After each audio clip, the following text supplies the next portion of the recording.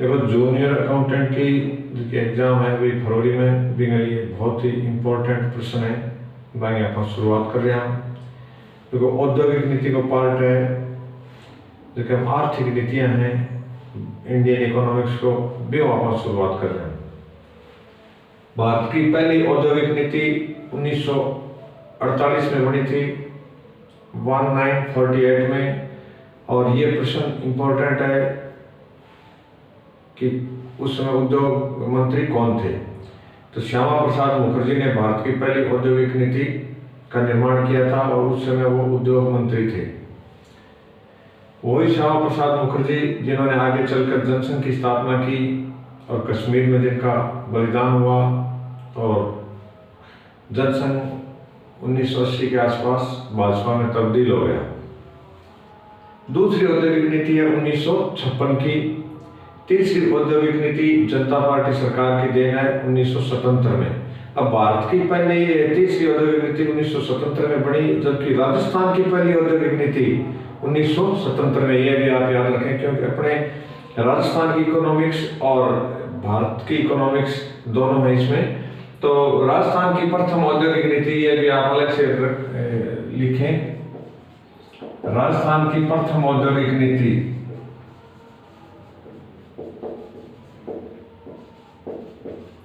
1977 में यह भैरव सिंह ने बनाई थी, जो पहली गैर कांग्रेसी सरकार थी। तो भारत की तीसरी औद्योगिक नीति 1977 में बनी, चौथी औद्योगिक नीति 1980 में बनी और फिर पांचवी औद्योगिक नीति 1990 में बनी। छठी औद्योगिक नीति 1991 में, 1 साल के अंतर से ही बन गई। इसका कारण यह रहा कि उस समय भारत की आर्थिक स्थिति चरमरा गई थी और गठबंधन सरकारों के दौर में देश की जो इकोनॉमिक थी वो रसातल में चली गई। उस समय 1991 में जब नरसिम्हा राव प्रधानमंत्री बने तो उन्होंने डॉक्टर मनमोहन सिंह को वित्त मंत्री बनाया और देश की अर्थव्यवस्था को पटरी पर लाने का प्रयास किया। भारत का जो उद्योग क्षेत्र विदेशी कंपनियों के लिए प्रतिबंधित था, उस उद्योग क्षेत्र को खोल दिया गया और कई प्रकार के जो कानून पहले से थे, जो इंस्पेक्टर राज था, उसको समाप्त कर दिया गया और उद्योग धंधों को, उद्योगपतियों को खूब छूट दे दी गई। तो विदेशी जो नामी गिरामी कंपनियां थी वो इंडिया में आई और आज हम रिजल्ट देखते हैं कि भारत में बहुराष्ट्रीय कंपनियों का जाल फैल गया है और कोई सा भी सामान आप यहाँ खरीद सकते हैं। 1991 से पहले वो समय था जब यहाँ रंगीन टेलीविज़न बनाने वाली भारत की 1-2 कंपनियां थी। इनकी कीमत बहुत ज़्यादा थी, जैसे रंगीन टीवी उस समय 20,000 रुपये में मिलता था, आज उसकी कीमत बहुत डाउन हो गई है। तो प्रतिस्पर्धा इनमें कंपनियों में शुरू हुई। तो 1991 की जो औद्योगिक नीति है उसके बारे में सबसे महत्वपूर्ण बात यह है कि इसमें आर्थिक उदारीकरण की शुरुआत हुई, यानी जो प्रतिबंध थे वो समाप्त कर दिए गए और एक नया शब्द है LPG, लिबरलाइजेशन, यानी उदारीकरण। इसका अर्थ है उदारीकरण। P का मतलब निजीकरण या प्राइवेटाइजेशन और G का मतलब है ग्लोबलाइजेशन। भारत की जो अर्थव्यवस्था है उसको विश्व के साथ जोड़ने का प्रयास तत्कालीन प्रधानमंत्री नरसिम्हा राव और वित्त मंत्री मनमोहन सिंह की सरकार ने किया और उस नीति को आगे बढ़ाने का काम बाद में वाजपेयी जी की सरकार ने किया। और उसके बाद जो वर्तमान सरकार है, मनमोहन सिंह जी की सरकार थी, इन सरकारों ने भी औद्योगिक नीतियों को और भारत के उद्योग जगत को, व्यापार वाणिज्य को काफ़ी मतलब अपने उदार नियमों के द्वारा भारत की जो अर्थव्यवस्था है उसको एकदम बूस्ट डोज देने का प्रयास किया। आज हम देख रहे हैं कि भारत वो देश बन गया है, वो डेस्टिनेशन बन गया है जहां विदेशी कंपनियां बिना बुलाए चली जाती हैं और 2008 की मंदी में भी भारत हिला नहीं। ये तीनों शब्द हो गए LPG के। फिर आता है MRTP एक्ट, यानी ये व्यापार प्रतिबंध एकात्मक व्यापार प्रतिबंध से संबंधित एक कानून था, जिसको 1991 की नई आर्थिक नीति में समाप्त कर दिया गया। अनिवार्य लाइसेंसिंग नीति को समाप्त करके केवल 5 उद्योगों तक इसको सीमित रखा गया, जैसे परमाणु उद्योग है, एल्कोहल है, इनमें सरकारी अनुमति अनिवार्य थी। बाकी को इस लाइसेंस अनिवार्य लाइसेंस की सीमा से बाहर रख दिया गया। कोई भी निजी कंपनी, निजी उद्योग सरकारी क्षेत्र में उद्योग लगा सकता है। पहले ऐसा नहीं था कि अब सिर्फ रेलवे, परमाणु ऊर्जा, इस प्रकार के 5 उद्योग ही निजी क्षेत्र की परिधि से बाहर रखे गए। फिर आता है कि विदेशी पूंजी के लिए भारत के दरवाजे खोले गए। 1991 से पहले भारत में एफडीआई की अनुमति बिल्कुल नहीं थी। 1991 में भारतीय बाजारों के लिए एफडीआई और एफआईआई यानी फॉरेन इंस्टीट्यूशनल इन्वेस्टमेंट और फॉरेन डायरेक्ट इन्वेस्टमेंट दोनों के दरवाजे भारत के लिए खोल दिए गए। आज भारत में ऐसी कंपनियां आ गई और कुछ भारतीय उद्योग भी ऐसे स्थापित हो गए जो दुनिया में एक छत्र आर्थिक साम्राज्यवाद स्थापित करते हुए दिख रहे हैं। फिर इसमें एक ये भी हुआ कि उद्योगों की परिसंपत्ति सीमा को समाप्त कर दिया गया। पहले वाले नियमों में एक उद्योग के ऊपर लिमिट थी कि उससे ज्यादा संपत्ति वो अडॉप्ट नहीं कर सकता, लेकिन इस नीति ने इस सीमा को समाप्त कर दिया गया। 1991 की जो नई आर्थिक नीति थी, औद्योगिक नीति थी, वो अन्य नीतियों से अलग हट करके थी और आज भी यह नीति इस भारत के आर्थिक विकास में मील का पत्थर है। अब एक प्रश्न ये करंट का है, अपने इसमें जूनियर अकाउंटेंट के सिलेबस की बात चल रही है सारी, तो कि एफडीआई भारत में किस देश से सबसे ज्यादा आता है? फॉरेन डायरेक्ट इन्वेस्टमेंट या विदेशी प्रत्यक्ष निवेश किस देश से ज्यादा आता है? तो मित्रों, फर्स्ट है सिंगापुर। एक छोटा सा देश है, फिर भी सबसे ज्यादा एफडीआई भारत में सिंगापुर से आ रहा है। ये हर साल आंकड़े बदलते हैं। सिंगापुर के बाद आता है सेकंड है मॉरिशस। मॉरिशस एक छोटा सा हिंदू राष्ट्र है, लेकिन इसकी अर्थव्यवस्था बहुत समृद्ध है। तीसरा है यूएसए यानी अमेरिका।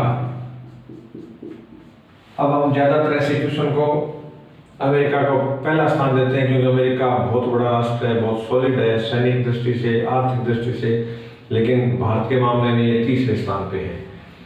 और चौथा स्थान है यूएई, यानी जिसको हम संयुक्त अरब अमीरात कहते हैं, खाड़ी का देश है जिसकी राजधानी दुबई है।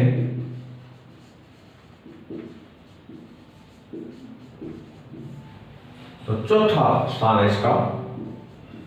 तीसरा है इसका, ये हम अवरोही क्रम में लिख रहे हैं। फिर एफडीआई का पूरा नाम फॉरेन डायरेक्ट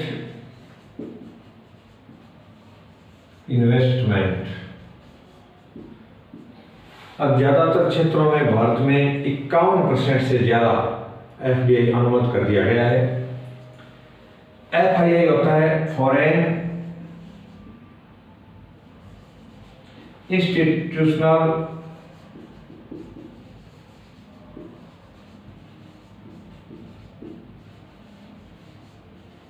इन्वेस्टर, यानी विदेशी संस्थागत निवेश जो अक्सर शेयर मार्केट में निवेश करते हैं, उनको एफआईआई कहते हैं।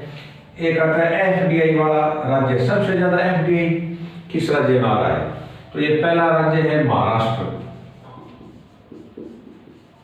और सेकंड स्थान पे है कर्नाटक, थर्ड पे है दिल्ली, और 4 पे है गुजरात। हम वर्तमान परिस्थितियों में देखते हुए गुजरात कर देते हैं अक्सर, लेकिन यह गलत है। पहला स्थान है महाराष्ट्र का, यानी विदेशी सबसे ज्यादा निवेश कहां करते हैं। पी नोट्स क्या है? इनको पार्टिसिपेटरी नोट्स कहते हैं। इनका पूरा नाम है पार्टिसिपेटरी नोट्स। इससे विदेशी बाजार में निवेश करते हैं।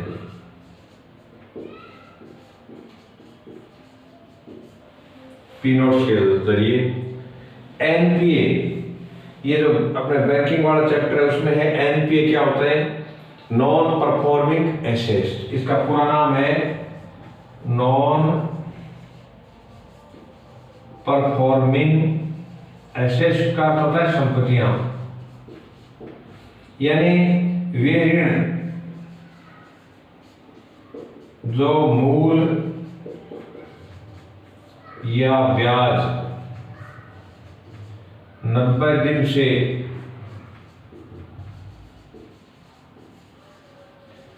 अधिक ड्यू हो, यानी नहीं चुकाए जा रहे हैं, या तो इसका मूल नहीं आ रहा है या ब्याज नहीं आ रहा है, दोनों में से कोई भी एक राशि बैंक के पास या वित्तीय संस्थान के पास वापस आ रही है तो वो एनपीए नहीं होगा। और यदि इन दोनों में से कोई भी राशि बैंक के पास या वित्तीय संस्थान के पास नहीं आई तो इसको एनपीए घोषित कर दिया जाता है। इसमें अवधि है मित्रों 90 दिन। और कोई भी संस्था कब अच्छी होगी, कब उसकी वित्तीय स्थिति अच्छी मानी जाएगी, जब उसके एनपीए सबसे कम होंगे, यानी नॉन परफॉर्मिंग एसेट्स कम होंगे। 2-3 साल पहले तक भारत के जो पब्लिक सेक्टर के बैंक हैं इनके एनपीए बढ़ करके 10% के आसपास चले गए थे, अब धीरे धीरे ये डिक्रीज होने शुरू हो गए। अब इसमें आ रहा है नकारात्मक जनसंख्या वृद्धि, क्योंकि जनसंख्या वृद्धि वाला भी अपने इसमें एक चैप्टर है। नकारात्मक जनसंख्या वृद्धि हम 2011 की बात कर रहे हैं, क्योंकि 2011 के बाद जनगणना हुई नहीं कोविड की वजह से। ये नागालैंड है, भारत के किसी भी राज्य में नेगेटिव ग्रोथ रेट नहीं रही, सिर्फ नागालैंड को छोड़ करके। और अब हम बात करते हैं पीएसयू की। इसमें एक चैप्टर है सार्वजनिक क्षेत्र के उद्यम, पब्लिक सेक्टर यूनिट्स। तो मित्रों पब्लिक सेक्टर यूनिट्स वो होते हैं जो एक राज्य सरकार के हैं या केंद्र सरकार के हैं या किन्हीं 2 या 2 से अधिक राज्य सरकारों से या केंद्र और राज्य सरकार दोनों के संयुक्त उपक्रम हैं, जिनकी 51% से ज्यादा पूंजी शेयर कैपिटल सरकार के पास है। तो ऐसे उद्योग को हम सार्वजनिक उद्यम कहते हैं। जैसे इंडियन ऑयल है, भारत पेट्रोलियम कॉर्पोरेशन है, हिंदुस्तान पेट्रोलियम है, ऑयल इंडिया है, ओएनजीसी है, कोल इंडिया है, रेलटेल है, ये बहुत सी कंपनियां हैं, सेल है, गेल है, भेल है, इस प्रकार की बहुत सी कंपनियां हैं जो पीएसयू की हैं और भारतीय अर्थव्यवस्था में इनका एक बहुत बड़ा योगदान है। तो इनमें समय समय पर क्या क्या सुधार हुए उनकी हम चर्चा कर रहे हैं। पीएसयू में एक महारत्न श्रेणी शुरू हुई है और कुल महारत्न कितने हैं ये संख्या पूछी जाएगी। 13। कितने महारत्न है? 13 है। 13वां महारत्न है ऑयल इंडिया। ये सरकारी क्षेत्र की तेल कंपनी है ऑयल इंडिया। ये राजस्थान में इसने तेल क्षेत्र खोजे थे। ऑयल इंडिया को 2023 में 13वां महारत्न घोषित किया गया है। नवरत्न है ये श्रेणी 1997 से शुरू की गई है। नवरत्न और महारत्न में अंतर ये होता है कि महारत्न बड़ा होता है, नवरत्न उससे छोटा होता है। महारत्न बनने के लिए पहली शर्त यह है कि वो कंपनी नवरत्न होनी चाहिए, यानी सीधा महारत्न नहीं बन सकता। और ये कोई प्राइवेट सेक्टर की कंपनियां नहीं है, केवल सरकारी कंपनियां हैं। इसमें फिर आता है नवरत्न के बाद आता है मिनी रत्न। मिनी रत्न सरकारी कंपनियां जरूर हैं लेकिन ये छोटी हैं और इनमें भी 2 कैटेगरी है, एक मिनी रत्न फर्स्ट है और एक मिनी रत्न सेकेंड है। ये जो सार्वजनिक क्षेत्र की कंपनियां हैं ये रोजगार का बहुत बड़ा जरिया है और इनमें सरकारी जो भर्तियां होती हैं उनके नियम वगैरह आरक्षण जैसी व्यवस्थाएं सारी वही होती है जैसी सरकारी विभागों में होती है। बाकी इनके जो काम करने के तरीके हैं वो प्राइवेट सेक्टर जैसे होते हैं, क्योंकि ये ज़्यादातर व्यापारिक कार्य करते हैं।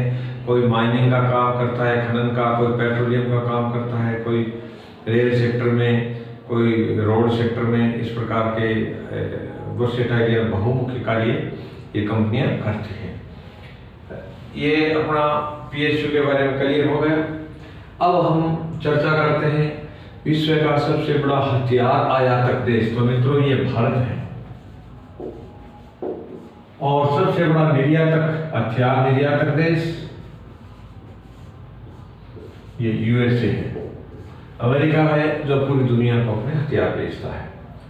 अभी ये करंट का क्वेश्चन है क्योंकि हमारे राजस्थान का करंट बेस में हमें तो परीक्षा में सफल होना है वही रणनीति हम अपना रहे हैं। विधानसभा में विपक्ष के नेता कौन है?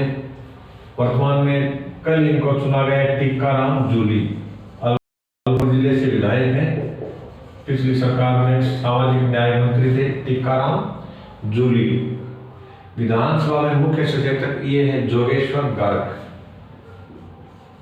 ये कैबिनेट मंत्री का दर्जा है इनको, दोनों को है, जोगेश्वर गर्ग और टीकाराम जूली, इन दोनों को कैबिनेट मंत्री का दर्जा है। हालांकि मंत्रियों में इसकी संख्या नहीं गिनी जाती है। जो विधानसभा का मुख्य सचेतक होता है या उप सचेतक होते हैं, संसदीय सचिव होते हैं, इनको मंत्रियों में नहीं गिना जाता, लेकिन इनको मंत्रियों की सुविधा होती है, तो इनको कैबिनेट मंत्री की सुविधा है। नई विदेश व्यापार नीति भारत ने 2023 में घोषित की है। पहली पीछे वाली थी 2015 से 2020 तक, 20 में बढ़नी चाहिए थी, लेकिन 20 में कोविड आने की वजह से, कोरोना की वजह से ये नीति 3 साल लेट घोषित हुई है। तो इसमें हम सबसे ज़्यादा ये ध्यान रखें कि अलग अलग मार्केट को फोक्स मार्केट के रूप में केंद्रित किया गया है। भारत के 4 शहरों को नए निर्यातक शहर का दर्जा दिया गया है, जिनमें एक है फरीदाबाद है, और इसका ये मेन लक्ष्य है कि 2030 तक प्रतिवर्ष $2 ट्रिलियन, कितना? $2 ट्रिलियन का निर्यात का टारगेट भारतीय अर्थव्यवस्था प्राप्त करेगी। ऐसा इसे 2023 की नई विदेश व्यापार नीति एंड फॉरेन ट्रेड जो है पॉलिसी है उसका टारगेट है। और भारत किस देश के साथ सबसे ज़्यादा निर्यात कर रहा है, किस देश के साथ सबसे ज़्यादा आयात कर रहा है, किस देश के साथ उसका व्यापार लाभ में चल रहा है, किस देश के साथ उसका व्यापार नुकसान में चल रहा है। जैसे हमारा सबसे ज़्यादा व्यापार का घाटा चाइना से, चीन से हमारा जो व्यापार है उसमें भारत घाटे में चल रहा है। बीपीएल चयन के लिए एक मापदंड कैलोरी का रखा गया था पहले, उसमें है क्योंकि गाँव में लोगों को कठोर परिश्रम करना पड़ता है, ज़्यादातर खेती बाड़ी का काम करते हैं, तो उसमें ज़्यादा एनर्जी की आवश्यकता होती है। तो गाँव के लिए है 2400 कैलोरी प्रतिदिन। जिस व्यक्ति को 2400 कैलोरी ऊर्जा नहीं मिलती है वो व्यक्ति बीपीएल माना जाता है गांव में। और शहरी क्षेत्र में जिसको 2100 कैलोरी प्रतिदिन ऊर्जा नहीं मिले वो बीपी है,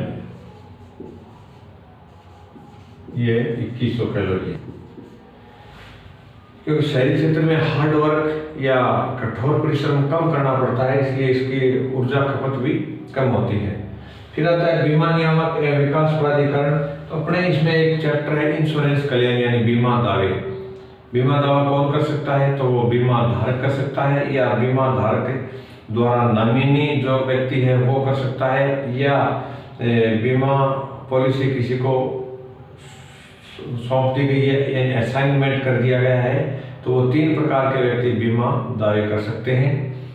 और मान लीजिए एक व्यक्ति नॉमिनी है लेकिन पॉलिसी धारक ने वो पॉलिसी असाइनमेंट कर दी है, तो नॉमिनी का दावा अपने आप खत्म हो जाता है। उसमें असाइनमेंट जो व्यक्ति होगा असाइनी वो दावा ले सकता है। और यदि दावा देने में या सेवा देने में बीमा कंपनियां कमी रखती हैं तो उसके लिए भारत सरकार ने मल्होत्रा कमेटी के आधार पर एक संस्था का गठन कर दिया गया था, मल्होत्रा कमेटी। ये लिख लिया, ये बीमा सुधारों से संबंधित है।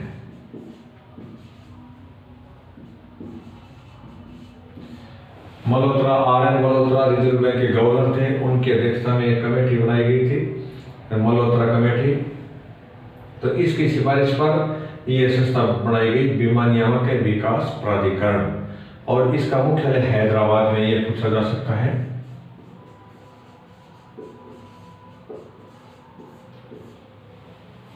इसको शॉर्ट में IRDA कहते हैं।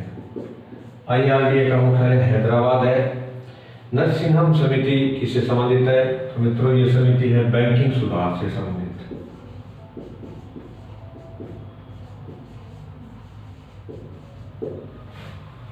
राजा चल रही है